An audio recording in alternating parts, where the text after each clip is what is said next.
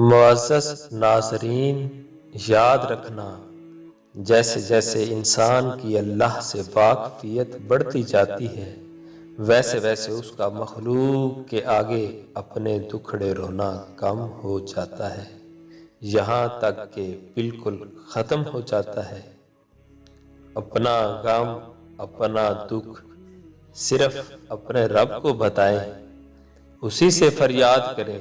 ایک وہی تو ہے جو ہر دعا کو سنتا ہے اور پھر دل کو اطمینان سے بھر دیتا ہے۔